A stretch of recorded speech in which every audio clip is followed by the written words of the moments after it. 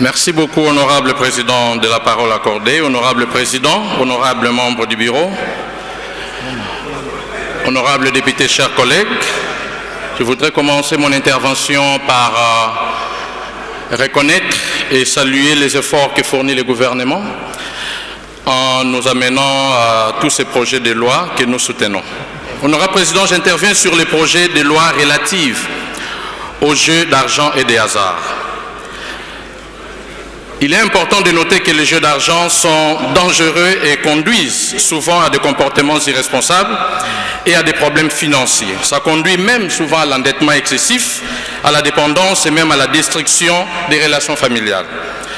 Mais parce qu'il y a prolifération dans ces secteurs, avec beaucoup d'opérateurs qui interviennent, qui apparaissent et disparaissent, il était temps de réguler ces secteurs et nous remercions le ministère des Finances pour les efforts fournis dans ces secteurs. Cependant, dans l'exercice de notre rôle en tant que législateur, il est de notre devoir d'analyser en profondeur ces projets de loi afin de comprendre les vraies motivations. Honorable Président, lorsque nous essayons d'observer la tendance actuelle dans notre jeunesse, nous déplorons malheureusement le fait que de plus en plus de jeunes, de plus en plus de personnes composant notre population s'adonnent au jeu du hasard. Et le rôle du gouvernement, si je me réfère à son programme d'action 2024-2028, dans son pilier numéro 1, devait se focaliser sur la création d'emplois, afin d'aider cette jeunesse à avoir des emplois et sur base desquels, sur ces emplois-là seront prélevés les IPR qui vont renflouer les caisses de l'État. Mais malheureusement, en l'absence de ces emplois, les jeux du hasard sont restés le seul ou la seule alternative. Lorsque nous allons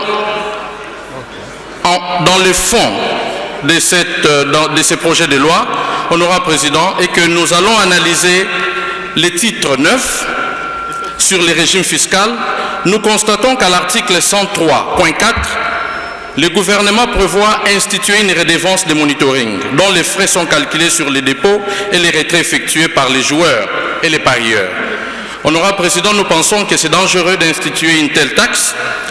Pourquoi? Parce que cette taxe est basée sur des transactions financières. Et ça dit, le citoyen sera taxé quand il met son argent, son propre argent sur son compte, et sera taxé encore quand il veut récupérer cet argent. C'est une ponction directe sur l'épargnant, sur les joueurs, qu'ils jouent ou non. Et nous pensons que cela est inacceptable, honorable président, parce que ceci nous rappelle la taxe RAM des tristes mémoires, parce que ici, qu'on ait joué ou pas, on prélève. Nous pensons aussi qu'à l'article 103, alinéa 2, où le gouvernement prévoit une taxe ad valorem sur le gain des joueurs, cette taxe est immorale car elle ignore les pertes. Parce que comme vous le savez, ces parieurs, lorsqu'ils s'adonnent dans cet exercice, ils peuvent perdre 10 fois et gagner une seule fois. Mais ici, le gouvernement ne veut pas se baser sur toutes ces données et le gouvernement ne veut regarder que le seul moment où les parieurs gagnent, ignorant toute l'historique des pertes qu'il a encaissées. Donc en lieu et place de se baser sur le net, on se base sur le brut et la seule transaction et nous pensons que ce n'est pas correct. Honorable Président, lorsque nous analysons aussi en profondeur cette loi, nous constatons que ces projets de loi violent les principes de la libre concurrence.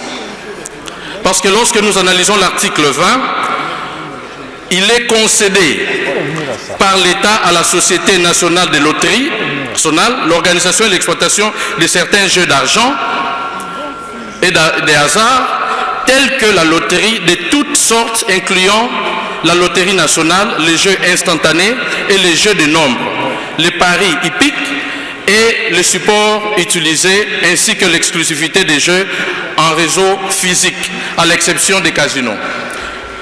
Il en résulte que le projet de loi sous examen confie à la SONAL une concession exclusive étant donné que les jeux concédés ne sont pas soumis à la concurrence, voir l'article 22. Dès lors, le projet de loi viole la loi de la libre concurrence car en étant qu'une société étant une société commerciale régie par l'acte uniforme sur les droits des sociétés commerciales et du groupement d'intérêt économique, la SONAL SA est un opérateur privé participant à l'exploitation des jeux d'argent et de hasard à travers l'exploitation des jeux de loterie et des concours sportifs comme d'autres opérateurs. Honorable Président, ici, nous estimons que nous prônons la libre concurrence et que le libéralisme économique voudrait assez que l'on n'accorde plus des monopoles au XXIe siècle à une société quelconque et que l'on puisse permettre à toutes les autres sociétés qui souscrivent dans ces secteurs qu'ils puissent compétir librement.